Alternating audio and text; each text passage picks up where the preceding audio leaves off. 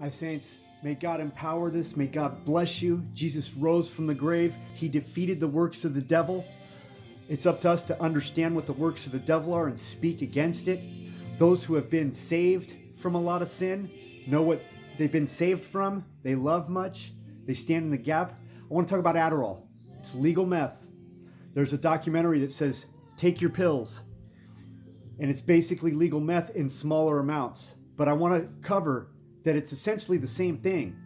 And all you have to do is some basic Google searches. I'm doing this so that the elders of the churches out there and people in recovery, most of the people in recovery running addiction houses and stuff like that, they already know this. So this is what Adderall is. It's meth. It's legal meth. It's amphetamine versus methamphetamine. It's made from the same stuff. It causes hypertension, causes fast heartbeat, causes insomnia. You can't sleep, which makes you need to take downers. Appetite suppression, you can overdose. Not really. Sudden cardiac death, it's hard on you. Stroke, headache, constipation, mood swings, huge mood swings. Abdominal pain, depression, panic attacks. So then they sexual dysfunction, muscle weakness, seizures, kidney. You can get on this medication really easily. I have ADHD. I used to self-medicate for it. Just for you guys to know that you can break addiction. When they put you in jail, somehow, 3 to 5 days later, the addiction's gone. You're like, well, how did that happen? I couldn't get off it while I was on the streets. You know how it happens? Because your mind is consumed with something. You take your mind out of that and you put you in a place where you actually have to survive.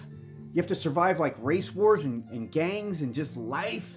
All of a sudden your mind has to deal with that and you have to compute on that.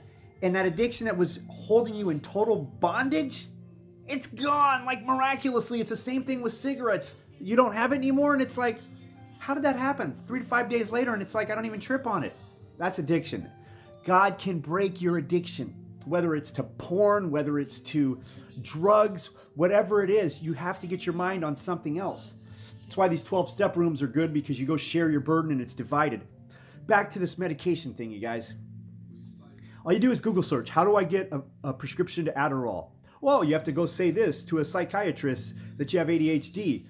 Okay? That's how easy it is. They're going to tell you how to do it. Same thing with Oxycontin. Same thing with fentanyl. It's a new way to get high. Okay? For the people out there struggling with ADHD, I obviously have it really, really bad, but God's turned me into a writer, 70 books published later. Now, I'm not saying that it didn't take what it took for that to happen. So I'm not saying, don't go ahead and try it. Try the Adderall. I'm just speaking into what's going to happen. Eventually, here's what else they say. They say it takes your dopamine. The dopamine God gave you, He blessed you with, it's a chemical that says, I love you. I'm God. I love you. That's what it does. It gives you like satisfaction when you put in work and results. So you're taking Adderall, it no longer produces, I love you. Now it's giving you a fake, I love you. But now I need to take something else. Here's another thing about the prescribed stuff. These guys, these psychiatrists and these doctors, they graduate Harvard and then they still can't even figure out that I'm going to give you a 100-pound girl the same amount that's prescribed over here for a guy that's 300 pounds, 0.6 of a gram. That's more than a half gram of methamphetamine, but now it's in illegal form. You can't sleep.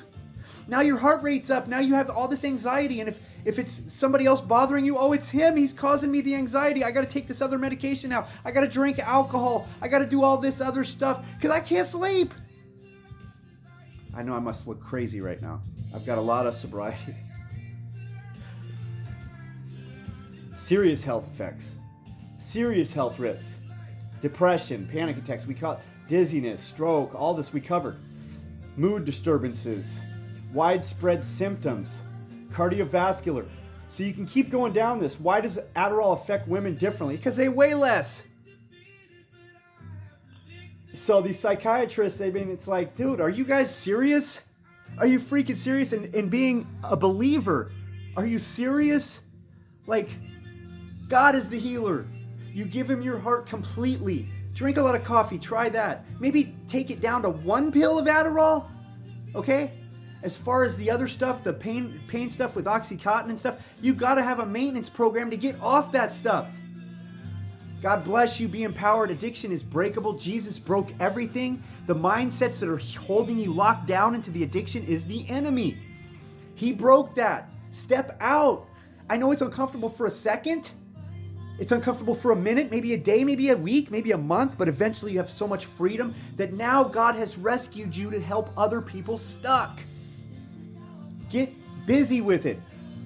Pray, fast, ask God, show me where I'm off in this. As the elders, where am I off in this? God bless you. Be empowered. I'm going to put the link up to this Adderall thing.